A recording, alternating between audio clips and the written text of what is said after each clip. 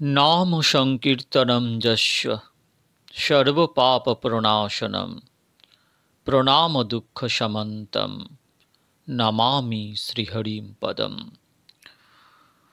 चेतदर्पणमार्जनं भवमहादावाग्निनिर्वापनं श्रेयःकैरवचन्द्रिकावितरणं विद्यावधूजीवनम् आनन्दं बुद्धिवर्धनं प्रतिपदं पूर्णामृतसाधनं सर्वात्मसपनं परं विजयते श्रीकृष्णसंकीर्तनम्। नारायणं नमस्कृत्य नरं चैव नरोत्तमं देवीं सरस्वतीं व्यासं ततो जयमुदीरयेत्। ভক্তগণ, আস্বাদন করছিলাম মধুর থেকে সুমধুর, তার থেকেও মধুর ভাগবত কথা। আজ ভাগবতের নবম স্কন্ধকে শান্ত করে দশম স্কন্ধে প্রবেশ করব। খুব সাবধানে, মন দিয়ে, প্রেম দিয়ে ভাগবত কথা শ্রবণ করুন। ভাগবত শ্রবণেই মঙ্গল হবে। ভাগবতে ইতিকর্তব্যতা নেই, শ্রবণ মঙ্গলম। পরীক্ষিত রাজার পুত্র জনমেজয়। পিতা পরীক্ষিতকে সর্পরাজ তক্ষক দ্বারা দংশনের ফলে মৃত্যু হওয়ায় পুত্র জনমেজয় সকল সর্পদের বিনাশের জন্য নাগযজ্ঞের অনুষ্ঠান করলেন। উদ্দেশ্য, জগতে যেন সর্পবংশই আর না থাকে। যজ্ঞে ব্রাহ্মণগণ মন্ত্র বলতে শুরু করলে মন্ত্রের প্রবল শক্তিতে সর্পরা আকৃষ্ট হয়ে অসহায়ভাবে অগ্নিতে পতিত হতে লাগল। অসংখ্য সর্প জ্বলে ভস্ম হয়ে গেল। জনমেজয় যজ্ঞকারী ব্রাহ্মণদেরকে বললেন, আমার পিতাকে দংশনকারী তক্ষক নাগকে অগ্নিতে ভস্ম করুন। ব্রাহ্মণগণ বললেন, তক্ষক তো ইন্দ্রের আশ্রয়ে চলে গেছে, ইন্দ্র তাকে রক্ষা করছে। জনমেজয় রাজা বললেন, আপনাদের কাছে এমন মন্ত্র কি নেই যাতে ইন্দ্রের সাথে তক্ষক হোমকুণ্ডে পতিত হয়ে ভস্ম হয়ে যায়? ব্রাহ্মণগণ ক্রোধ ও আবেগের বশীভূত হয়ে মন্ত্রশক্তির দুরুপযোগ করতে লাগলেন। ইন্দ্রের সাথে তক্ষককে হোম করার উদ্যোগ গ্রহণ করলেন। ব্রহ্মাজি তা অবগত হয়ে তা সম্পূর্ণ অনৈতিক বলে গণ্য করলেন। তিনি আস্তিক নামক ঋষিকে সেখানে প্রেরণ করলেন। ঋষি জনমেজয় রাজার কাছে এসে বললেন, আপনি কি করছেন? মৃত্যুর জন্য কোনো নিমিত্ত হওয়া আবশ্যক। আপনার পিতার পরম সদ্গতি হয়েছে, সর্পদের সাথে বৈরিতা না করে এই কার্য হতে বিরত হন। রাজা জনমেজয় ঋষির বাক্য স্বীকার করে নিলেন। এইভাবে আস্তিক ঋষি সর্পবংশ রক্ষা করেন। কোনো সর্প অধিক ক্রোধিত হলে আস্তিক আস্তিক আস্তিক বললে সর্পের ক্রোধ শান্ত হয়ে যায়। সংসার ভগবানের বিচিত্র লীলাভূমি। কোনো চমৎকার আশ্চর্য বিষয় দেখার জন্য কোনো কোনো লোকের ইচ্ছা জাগ্রত হয়ে থাকে।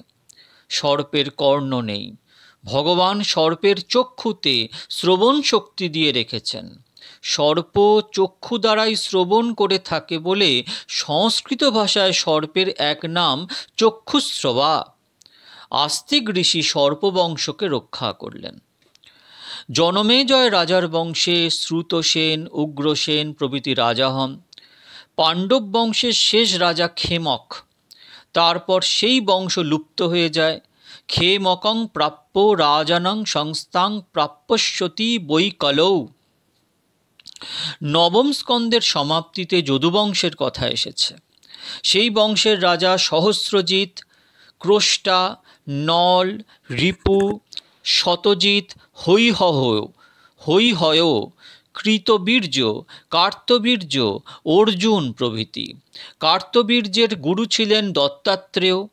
গুরু কৃপা করে কার্তবীর্যকে সর্বপ্রকার সিদ্ধি প্রদান করেছিলেন। কার্তবীর্য রাজার বংশে জ্যামদ, দেবাবৃধ, বৃষ্ণি, অন্ধক, মধু, ভোজ, দেবক, উগ্রসেন রাজা হন। এই বংশ কথা শ্রবণ করতে গিয়ে কোনো কোনো শ্রোতার নিদ্রা আসতে পারে, কিন্তু কি করি, এসব ভগবানের বংশ, কারোর নাম ছেড়ে দিলে ভগবান অসন্তুষ্ট হতে পারেন। ব্যাস নারায়ণের নির্দেশ অনুসারে বক্তার কথা বলা উচিত। দেবক মহারাজার 7 কন্যা যথা ধৃতদ্রেবা, শান্তিদেবা, সহদেবা, উপদেবা, শ্রীদেবা, দেবরক্ষিতা এবং দেবকী, এই 7 কন্যাকেই বসুদেবজি বিবাহ করেছিলেন। উগ্রসেনের 9 পুত্র, তাদের মধ্যে প্রধান ছিলেন কংস। দেবকীর 8 পুত্র, 6 পুত্রকে রাজা কংস হত্যা করেছিল, 7ম পুত্র বলরামজি, 8ম পুত্র ভগবান শ্রীকৃষ্ণ। সনাতন ধর্ম শ্রীকৃষ্ণের অতিশয় প্রিয়। এই সনাতন ধর্ম রক্ষার জন্য ভগবান পুনঃ পুনঃ অবতার গ্রহণ করেন। ধর্মের পতন ও অধর্মের উত্থান হলে ভগবান অবতার রূপে আবির্ভূত হন। মথুরায় কারাগৃহে ভগবান শ্রীকৃষ্ণ আবির্ভূত হয়েছিলেন। সেই স্থান থেকে গোকুলে গিয়ে সেখানে অনেক মধুর লীলা করে ব্রজবাসীদের অলৌকিক আনন্দ প্রদান করলেন।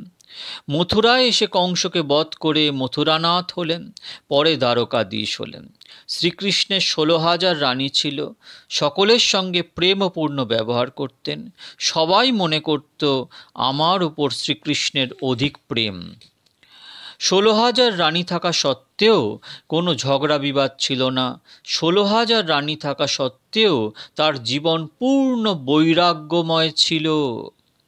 আপনাদের গৃহের কোনো সদস্য যাতে দুঃখিত না হয় সে খেয়াল রাখবেন। ভোগে আনন্দ নেই, ইহাও স্মরণ রাখবেন। স্ত্রীকে তার স্বামী, স্ত্রী তার স্বামীকে আনন্দ দিতে পারে না। আনন্দ প্রদানকারী একমাত্র ভগবান। স্বামী স্ত্রী উভয়ের মধ্যে শুদ্ধ প্রেম ভাব থাকা উচিত, কিন্তু একের অপরের প্রতি আসক্তি রাখা ঠিক নয়। মলমূত্রে ভরা শরীরের প্রতি আসক্তি রাখা উচিত নয়। কোনো পুরুষ বা কোনো স্ত্রীর শরীরের মধ্যে আনন্দ নেই। আনন্দ কোনো জড়বস্তুতে নেই। আনন্দ একমাত্র চেতন পরমাত্মায়। গৃহের সকল সদস্যদের সাথে বাহ্য প্রেম ভাব রাখুন, কিন্তু অন্তর দিয়ে প্রেম ঈশ্বরের সাথে করুন। এমন অনেক ক্ষেত্রে লক্ষণীয় যে মানুষ জগতের নিকট প্রকাশ ও প্রচার করে, আমি পরম ভক্ত, আমি ভগবানকে খুব ভক্তি ও প্রেম করে থাকি, অথচ তিনি আসলে স্ত্রী বা স্বামীর প্রতি, ধনসম্পদের প্রতি আসক্ত ও আবদ্ধ হয়ে আছে। বৈরাগ্য বাইরে প্রদর্শন না করে ভিতরে রাখা উত্তম। বাইরে বৈরাগ্য প্রদর্শন না করে কি করে ভিতরে বৈরাগ্য রাখতে হয় এবং গৃহস্থ ধর্ম কি, শ্রীকৃষ্ণ জগৎকে তা শিক্ষা দিয়েছেন। কৌরব পাণ্ডবদের যুদ্ধ নিমিত্ত করে ভগবান শ্রীকৃষ্ণ পৃথিবীর ভার হরণ করেছিলেন। ধর্মস্থাপন ও অধর্মকে দূর করলেন। অর্জুন এবং উদ্ধবকে তত্ত্বজ্ঞানের উপদেশ প্রদান করে ভগবান শ্রীকৃষ্ণ গোলকধামে গমন করলেন। নবম স্কন্দের সমাপ্তিতে শ্রীকৃষ্ণ চরিত্র সংক্ষিপ্ত বর্ণিত আছে। অনন্য ভক্ত হতে চাইলে ভগবৎ সাধনায় ব্রতী হয়ে তীব্র সাধন ভজন করতে হলে গৃহ ও গ্রামের কথা আপনাকে ভুলে যেতে হবে। সদাই আপনার মনে ভগবৎ স্মরণ, গোকুল বৃন্দাবনের স্মরণ হওয়া আবশ্যক। তাই বৈষ্ণবগণ বলেন, মন চলো বৃন্দাবনে। আপনার মন যে স্থানে গমন অবস্থান করে আপনি সেই স্থানেই অবস্থান করছেন বলে জানবেন। আপনার তন যে স্থানেই থাকুক না কেন, গৃহ এবং গ্রামকে ভুলে মন ভগবানের প্রতি রাখুন, তাতে বৃন্দাবনে অবস্থান করা হবে। দশম স্কন্ধে বর্ণিত ভগবৎ লীলা সবাইকে অতি আনন্দ দান করে থাকে। সুখদেবজি মহারাজ পরিধানের কৌপিন পর্যন্ত ত্যাগ করে দিয়েছিলেন, কিন্তু কৃষ্ণ কথা ত্যাগ করেননি। সুখদেবজির কৌপিন পরিধানের কোনো প্রয়োজন ছিল না। তার দৃষ্টি একমাত্র ব্রহ্মে এমনভাবে স্থির ও নিবদ্ধ হয়ে গিয়েছিল যে তার দৃষ্টিতে স্ত্রী বা পুরুষ বলে কেউ ছিল না, একমাত্র অদ্বিতীয় ব্রহ্ম। পাণ্ডুরোগ মানে জন্ডিস রোগ অতি বৃদ্ধি হলে রোগী সকল বস্তুকে হলুদ রং দেখে, অপর কোনো রং তার দৃষ্টিতে আসে না। এই রোগের এমন শক্তি। জ্ঞান এবং ভক্তি ও অতিশয় বৃদ্ধি হলে তখন এক ভগবান ব্যতীত অন্য কিছু আর ভক্তের ভোগে আসে না। তার কাছে তখন জগৎ এবং জগতের অন্য কিছু বোধগম্যই হয় না। সাধনার আরম্ভে ভক্ত এবং ভগবান এরূপ ভেদভাব থাকলেও ভক্তি অতিশয় বৃদ্ধি হলে ভক্ত আর পৃথক থাকে না, ভগবানময় হয়ে যায়। শ্রী সুখদেবজি মহারাজ শুধু আত্মজ্ঞানী ছিলেন না, তার দৃষ্টি সদা ব্রহ্মে স্থির থাকত। দেবকন্যা অপ্সরাগণ নগ্ন দেহে জলক্রীড়া করছেন, শ্রী সুখদেবজি মহারাজ তাঁদের পাশ দিয়ে চলে গেলেন। চক্ষু বন্ধ অবস্থার নয়, চক্ষু খোলা রেখে। শ্রী সুখদেবজি মহারাজের ভাবনাতেই আসেননি এখানে দেবকন্যা অপ্সরাগণ নগ্ন হয়ে স্নান ও জলক্রীড়া করছে।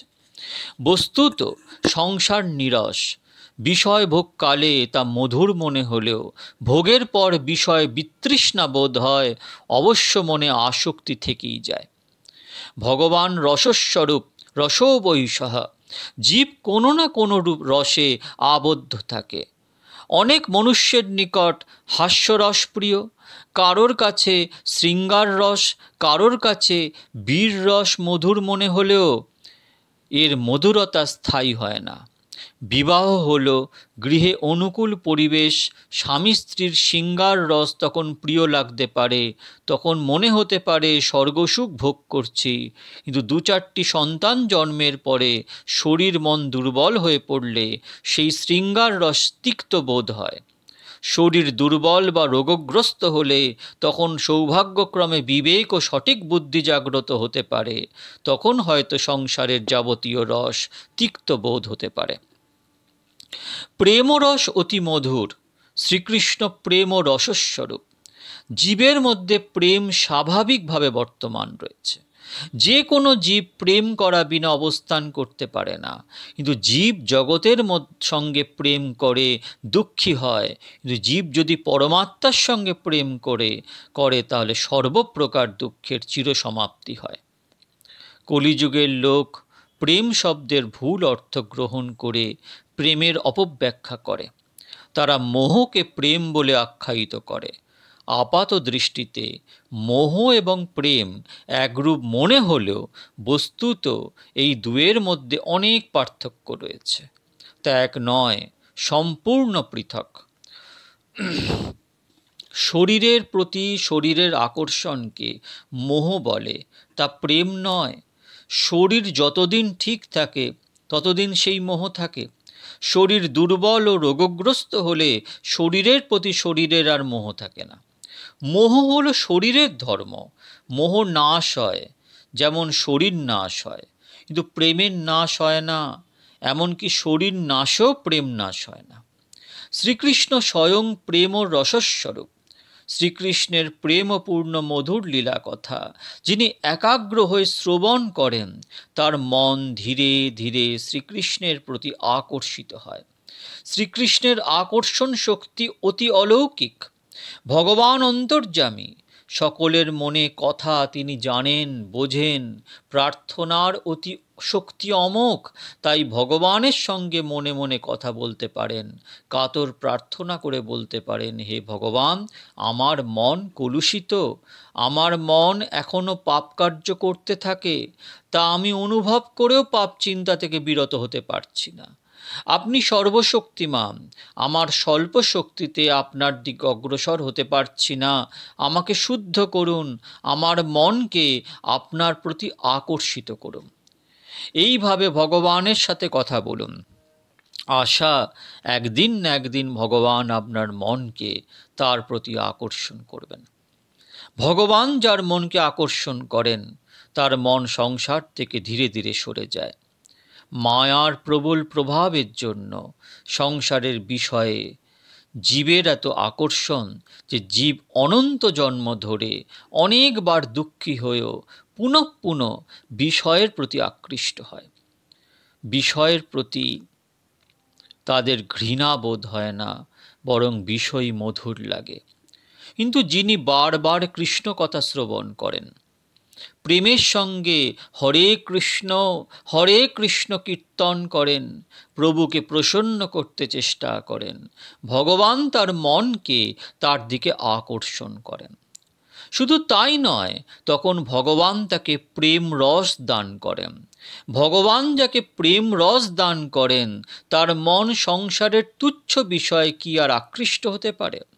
ভগবান সব সময় সব কিছু করতে পারেন, তার শক্তির সীমা নেই। প্রেম রস অতি মধুর।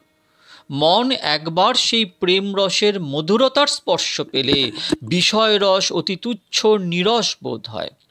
প্রেম রস এতই মধুর, যে ব্যক্তি এই রস একবার আস্বাদন করেন, তিনি স্বয়ং রসময় হয়ে যান। সংসারের রসে ভোগ্য, ভোক্তা, ভোগ এরূপ ভেদভাব থাকে। বিশেষ করে ভোগ্য এবং ভোক্তার ভাবদ প্রবল রূপেই উপস্থিত থাকে। কিন্তু প্রেম রস এত মধুর রস, যেখানে ভোগ্য ও ভোক্তা পৃথক থাকে না, এক হয়ে যায়। প্রেম রস জীবকে পরমাত্মার সঙ্গে এক করে দেয়। এই যে অতি মধুর প্রেম রস, সেই কথাই দশম স্কন্ধে শুরু করা হবে। দশম স্কন্ধের আরম্ভে রাজা পরীক্ষিত শ্রী সুখদেবজিকে বললেন, চন্দ্র ও সূর্যবংশের কথা আপনি আমাকে শুনিয়েছেন। কৃষ্ণ কথা অতি সংক্ষেপে বললেন। যদুবংশে বিষ্ণু শ্রীকৃষ্ণ রূপে অবতীর্ণ হয়ে যেসব বিশেষ লীলাকার্য করেছিলেন, তা শ্রবণের খুবই ইচ্ছা হচ্ছে। কৃপা করে সেই কথা বিস্তৃত রূপে বলুন। শ্রী সুখদেবজি রাজা পরীক্ষিতের শ্রীকৃষ্ণ কথা শ্রবণের বিশেষ আগ্রহ দেখে অত্যন্ত প্রসন্ন হলেন এবং রাজাকে ধন্যবাদ দিলেন। বক্তা এবং শ্রোতা উভয়ে প্রসন্ন। বক্তা শ্রী সুখদেবজি মহারাজ জাগতিক সব কিছু ত্যাগ করে দিলেও কৃষ্ণ কথা ত্যাগ করেননি। কৃষ্ণ কথা বলে তার অপার আনন্দ। আর পরীক্ষিত যখন মাতৃগর্ভে অশ্বত্থামার ব্রহ্মাস্ত্রে দগ্ধ হচ্ছিলেন, তখন সুদর্শন চক্র দ্বারা সেই ব্রহ্মাস্ত্র নিবারণ করে ভগবান পরীক্ষিতের জন্ম মঙ্গলময় করেছিলেন। এবার তার মৃত্যুকেও মঙ্গলময় করার জন্য ভগবান শ্রী সুখদেবজিকে পরীক্ষিতের নিকট প্রেরণ করলেন। শ্রী সুখদেবের মতো যোগ্য বক্তা এবং পরীক্ষিতের মতো উত্তম অধিকারী শ্রোতা বিরল। শ্রী সুখদেবজি কৃষ্ণ কথায় তন্ময় হয়ে কথা বলছিলেন। তিনি যে বক্তা, এই কথাও যেন তার স্মরণে ছিল না। পরীক্ষিত পূর্ণ একাগ্রচিত্ত হয়ে জগৎকে ভুলে কথা শ্রবণ করছিলেন। বক্তা যদি মনে করেন আমি শাস্ত্রী, আমি পণ্ডিত, লোকেদের আমি উপদেশ দান করছি, তাহলে সেই কথাস্থলে ভগবান আসেন না। যিনি শ্রীকৃষ্ণ দর্শন স্মরণ চিন্তন করে আমি বক্তা এসব ভুলে যান, তার মুখ দিয়ে ভগবানই কথা বলেন। তুকারাম মহারাজের খুব সুন্দর কথা শ্রবণ করে একদিন এক বৈষ্ণব মহারাজ প্রশংসা করলে তুকারামজি করজোড়ে বললেন, আমি বিঠ্ঠলনাথজির দর্শন করে বিঠ্ঠল বিঠ্ঠল জপ করে থাকি। আসলে আমি কথা বলি না, বক্তা অপর কেউ, আমি তো কথা শ্রবণ করি। ভগবানের প্রতি গভীর তন্ময়তায় আমি বক্তা, আমি বলছি, এই অভিমান ভুলে গিয়ে ভগবান বক্তার মধ্যে দিয়ে কথা বলেন।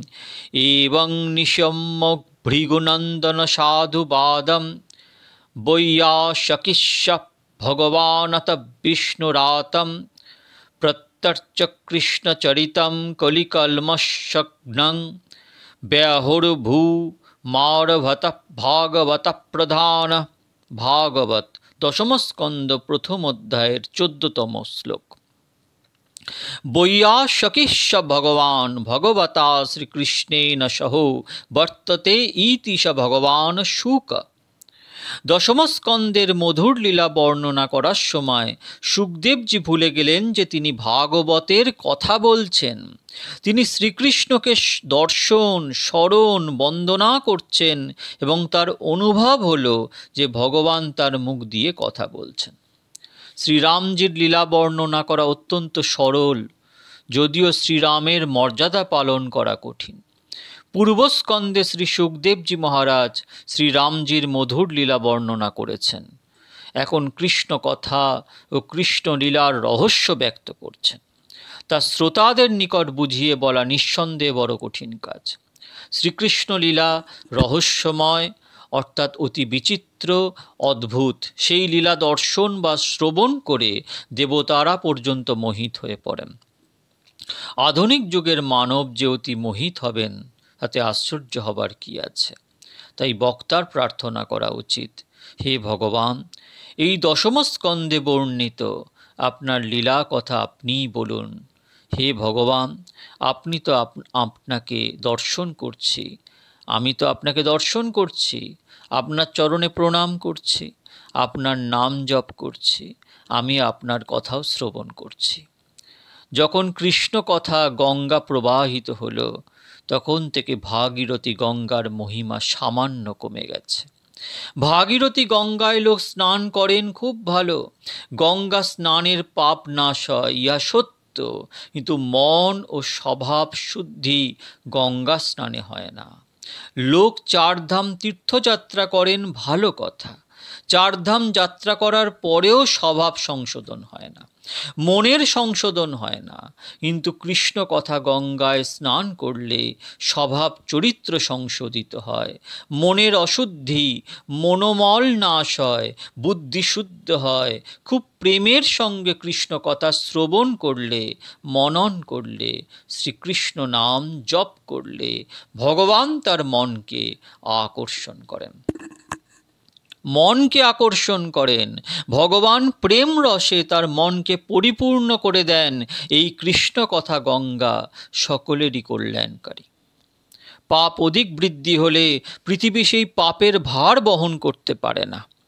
লোক সংখ্যা বৃদ্ধি হলে পৃথিবীর ভার বোধ হয় না। বড় বড় পর্বত পৃথিবীর জন্য ভার নয়, কিন্তু পাপের ভার পৃথিবীর জন্য অসহনীয়। দাপরের শেষ দিকে অনেক দুষ্ট রাজার জন্ম হয়েছিল। কংস, জরাসন্ধ, শাল্য, বিদুরথ, দন্তবক্র, শিশুপাল, দুর্যোধন প্রভৃতি রাজারা অতি দুষ্ট ও পাপী ছিল। প্রজাদের উপর খুব অত্যাচার করত। রাজা কংস এত দুষ্ট ছিল যে নিজের পিতাকে বন্দী করে সে জোরপূর্বক রাজসিংহাসন দখল করেছিল। পৃথিবী মাতা গাভীর রূপ ধারণ করে ব্রহ্মলোকে গিয়ে ব্রহ্মাজিকে প্রার্থনা জানালেন পৃথিবীর পাপ নাশের জন্য। ব্রহ্মাদি দেবতারা তখন ভগবান বিষ্ণুকে প্রার্থনা করলেন, পুরুষং পুরুষ সুক্তেন উপতস্থে সমাহিতঃ, ভাগবত 10:1-20। তারা একাগ্র হয়ে দেবদেব জগন্নাথকে পুরুষ সুক্ত স্তব মন্ত্রে স্তব স্তুতি করলেন। প্রার্থনার শক্তি অমোঘ, তবে পূজার পরে প্রার্থনা করার নিয়ম। আজকাল অনেক লোক পূজা না করে শুধু প্রার্থনা করেন। পূজা করে প্রার্থনা করলে প্রার্থনা সফল হবার সম্ভাবনা থাকে। একবার ভোজন করার পরে 5-6 ঘন্টা পর্যন্ত ক্ষুধা লাগে না। তদ্রূপ প্রেম ও আন্তরিকতার সঙ্গে পূজা, জপ ও প্রার্থনা করলে তিনি 5-6 ঘন্টা পর্যন্ত কোনো পাপ কার্য করতেই পারবেন না। আজকাল অনেক লোক মন্দিরে গমন করে ভক্তি ও প্রার্থনা করেন, কিন্তু মন্দিরের বাইরে এসেই পাপ কার্যে লিপ্ত হন। এতে বুঝতে হবে মন্দিরে গমন করেও তাদের ভক্তি ও প্রার্থনা সফল হয়নি। পূজার পরে জপ ও প্রার্থনা সঠিক হলে 5-6 ঘন্টা পর্যন্ত পাপ করা সম্ভব নয়। পুরুষং পুরুষ সুক্তেন উপতস্থে সমাহিত। এই প্রার্থনা কিরূপে হওয়া উচিত? প্রার্থনা প্রেম ও আন্তরিকতার সাথে একাগ্র চিত্তে করা উচিত। প্রার্থনার সময় জগতের সময় চিন্তা ত্যাগ করে জগৎকে ভুলে একাগ্রতার সঙ্গে প্রার্থনা করা চাই। মনে দৃঢ় ভাবনা রাখা, যা কিছু বলছি, স্তুতি করছি, তা ভগবান শ্রবণ করছেন। যত বেশি তন্ময় হয়ে প্রার্থনা করা হবে, প্রার্থনার শক্তি তত অমোঘ হবে। পৃথিবীর সেই করুণ প্রার্থনা শ্রবণ করে ব্রহ্মাসহ অন্যান্য দেবতাগণ দেবদেব জগন্নাথকে পুরুষ সূক্তে স্তব করলে ব্রহ্মা সমাধিমগ্ন হওয়ায় ভগবানের দিব্য অভয়বাণী শুনতে পেলেন। ভগবানে যার তন্ময়তা, তিনি ভগবানের বাণী শুনতে পান। ভগবান বললেন, পৃথিবীর ভার দূর করার জন্য শীঘ্রই পৃথিবীতে অবতীর্ণ হব মথুরাপুরীতে। সেই সময় যদুবংশীয় রাজাদের রাজধানী ছিল মথুরা। ভগবানের দিব্য আশ্বাসবাণী ব্রহ্মাজি শ্রবণ করে তিনি দেবতাদের তা বললে দেবতারা নিশ্চিন্ত হলেন। দুশ্চিন্তা তন ও মন উভয়ের ক্ষতি সাধন করে থাকে। আপনারা চিন্তা এবং দুশ্চিন্তা কেন করেন? আপনি যে দেবতার পূজা প্রেমের সঙ্গে করে থাকেন, যে দেবতার নাম জপ করেন, আপনার যাবতীয় চিন্তা তাঁর। কারোর জীবনে কোনো দুঃখের বিষয় উপস্থিত হলে সে ব্যক্তি ভগবানের সম্মুখেই চিন্তিত হয়ে বিষণ্ণভাবে চিন্তা করতে থাকেন। এখন কি হবে তা ঠিক নয়। আপনার পিতার পিতা, পরম পিতা ভগবান থাকতে আপনার চিন্তা কিসের? সব চিন্তা তার, আপনি কেন চিন্তা করছেন? চিন্তা কাহপি না কুর্যাত নিবেদিতাত্মভি কদাপীতি ভগবানোপি পুষ্টিস্থ না করিষ্যতি লৌকিকিং চ গতিম।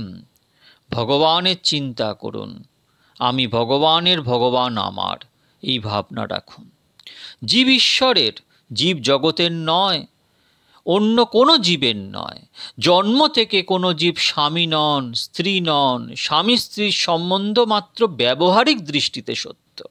আমি ভগবানের, ভগবান আমার, এই ভাবনা রেখে ভগবানকে স্মরণ করুন, ভগবানের নাম জপ করুন।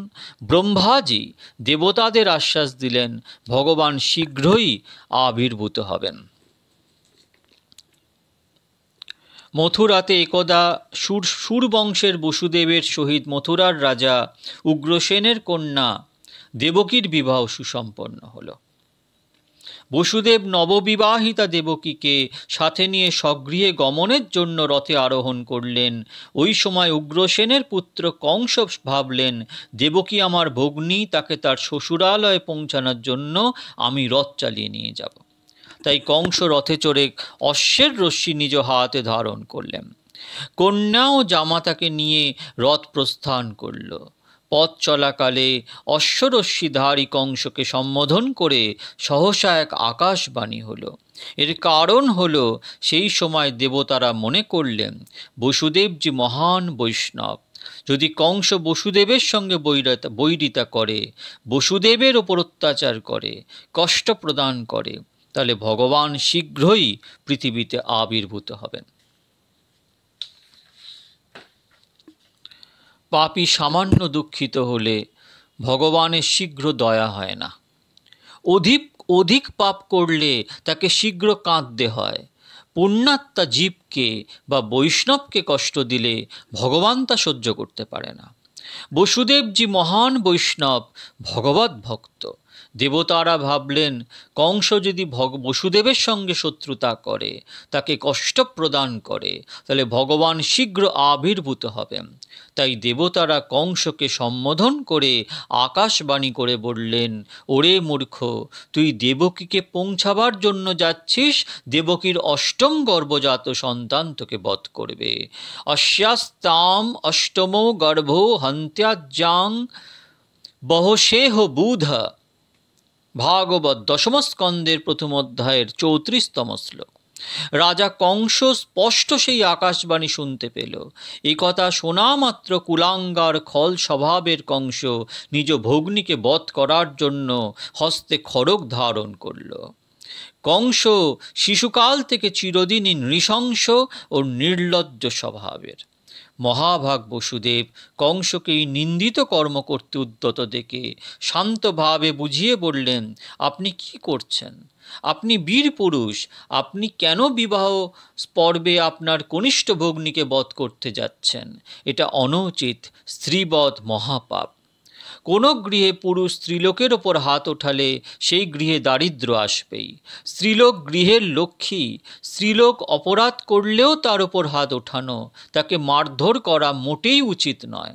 কোনো মারাত্মক অপরাধ করলে গৃহের স্বামী মৌনব্রত পালন করে তার সঙ্গে কথা বলা বন্ধ করতে পারেন, কিন্তু কোনো ক্রমেই স্ত্রীর ওপর হাত ওঠাতে পারেন না। বসুদেব কংসকে বললেন, যার জন্ম হয়েছে একদিন না একদিন তার মৃত্যু হবে।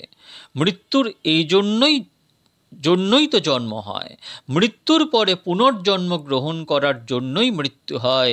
মৃত্যুকে নিবারণ করা যায় না, কিন্তু মৃত্যুকে মঙ্গলময় করা যায়। মৃত্যু অমঙ্গলকর হয় বাসনা ও বৈরিতা থেকে, তাই ভগ্নিবধ হতে বিরত হন। কেহ আপনার সঙ্গে বৈরিতা করলে শীঘ্রই সেই বৈরিতাকে দূর করুন। কারোর সঙ্গে বৈরিতা হলে দু একবার তার গৃহে গিয়ে হাত জোড় করুন, বৈরিতা বিনাশ করুন। ক্ষমা প্রার্থনা করার পরেও যদি আপনার সঙ্গে ওই ব্যক্তি বৈরিতা করে, তাহলে পাপ তারই মস্তকে এসে বসবে। জীবনে বৈরিতা এবং বাসনাকে বিনাশ করুন, শান্তি পাবেন। মৃত্যু মঙ্গলময় হলে আশা করা যায় যে পুনর্জন্ম হবে না। বাসনা মুক্ত হবার জন্য বারবার মনকে বোঝানো, ভোগে শান্তি মেলে না, ত্যাগেই অনন্ত শক্তি, শান্তি ও সুখ। ভোগে সুখ প্রাপ্তি হলেও তা ক্ষণিক, তাই এখন থেকে কোনো সুখ ভোগ করব না, ভাববেন আমার বাকি জীবন কেবল ভগবানের জন্য। সৎ অসৎ বিচার দ্বারা বাসনাকে বিনাশ করুন। মৃত্যু অনিবার্য, ইহাকে নিবারণ করা সম্ভব নয়, কিন্তু তার যাতে পুনর্জন্ম না হয় সেজন্য বাসনাকে ত্যাগ করুন।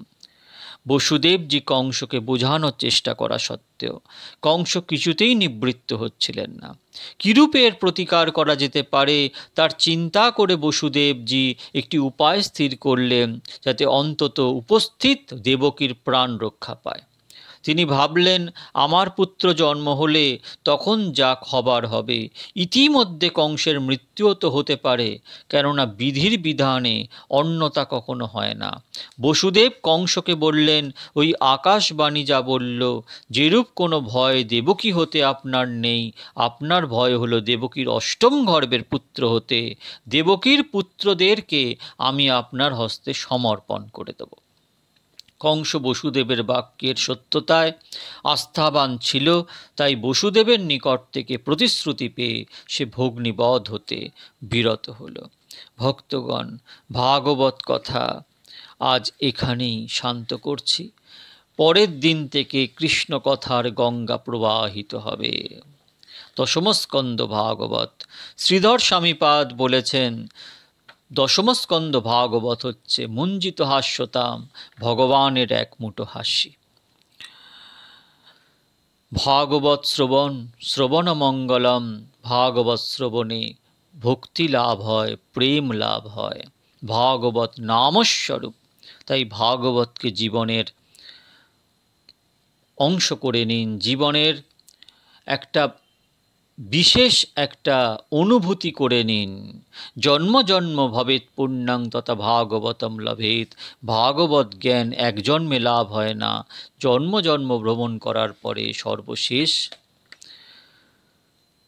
জন্মে ভাগবত কথা জীবের প্রাপ্তি হয়। কারণ ভাগবত মুক্তিদায়ক, ভাগবত ভক্তিদায়ক, ভাগবত প্রেমদায়ক, ভাগবত আনন্দদায়ক। আজ এটুকুই। নিতাই গৌর, হরি বল।